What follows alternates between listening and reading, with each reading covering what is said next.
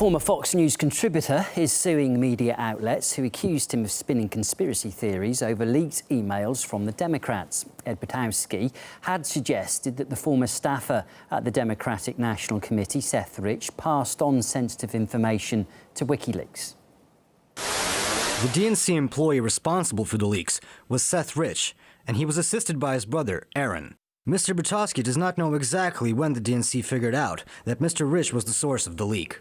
Well, these claims have been widely dismissed by commentators who blame Russia for the dump, which damaged Hillary Clinton's election campaign. But in his lawsuit, Mr. Butowski maintains his view that Seth Rich was in fact behind the DNC leak and claims the negative media coverage over his report hurt his family and his business ventures. Maupin takes a closer look. DNC employee Seth Rich was gunned down on July 10th, 2016. Now, that was over 3 years ago. However, the politics and intrigue surrounding the case has not faded away.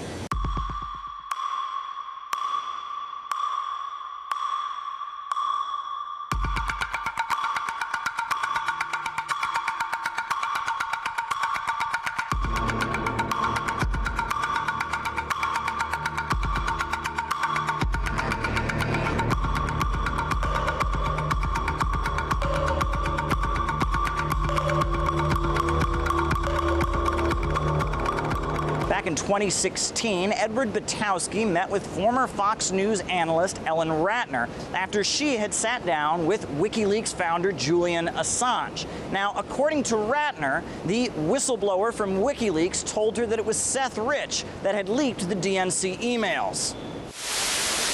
According to Ms. Ratner, she made a stop in London during a return flight from Berlin, and she met with Mr. Assange for approximately 6 hours in the Ecuadorian embassy. Mrs. Ratner and Mr. Assange told her that Seth Rich and his brother Aaron were responsible for releasing the DNC emails to WikiLeaks. Mr. Butowski does not know whether the murder is related to Mr. Rich's role in leaking DNC emails.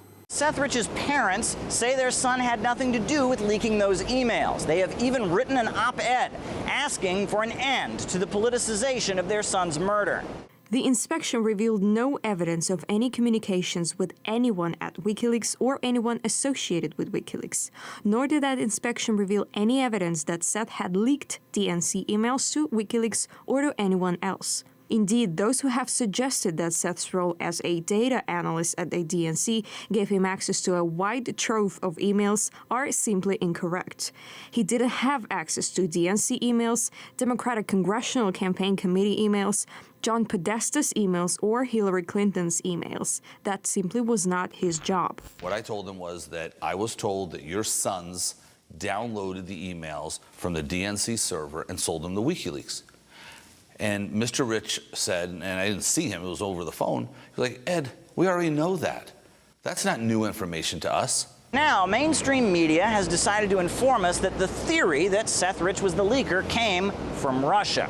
Conspiracy theory about slain DNC staffer was planted by Russian intelligence, report finds. Russian intel planted fake report that Seth Rich was killed by assassins working for Clinton.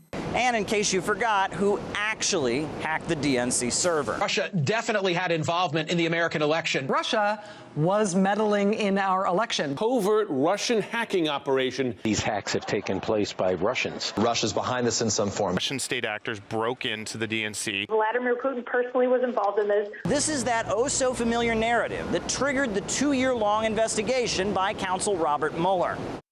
Evidence of Russian government operations began to surface in mid-2016. In June, the Democratic National Committee and its cyber response team publicly announced that Russian hackers had compromised its computer network. Now, Edward Butowski says that he can prove in court that he was not lying and that, indeed, the DNC hack was an inside job. And if that's the case, that would prove one thing: Russia had nothing to do with it. Well, WikiLeaks has previously denied that it received the leaked emails from a foreign state and pointed to a source much closer to home. As a 27-year-old works for the DNC, who was shot in the back, murdered just 2 weeks ago for unknown reasons as he was walking down the street in Washington. So that was just a robbery, I believe, wasn't it? No, there's no finding. But was he one of your sources then? I mean, we don't comment on who our sources. Most people don't know that Mr. Assange volunteered. He was willing to go that far to tell the Americans, look, it was not a government that gave us this information. It was a leak, which he has been saying all along. What happened? Well, the FBI, the Congress didn't want to hear who it wasn't that provided the emails to Julian Assange. And so they cut off the negotiations. And right after that, they called Julian Assange a demon. The important thing to remember is that when you want to discredit a story or you want to scorn on a story, the best thing to do in America, at least, is call it a conspiracy theory.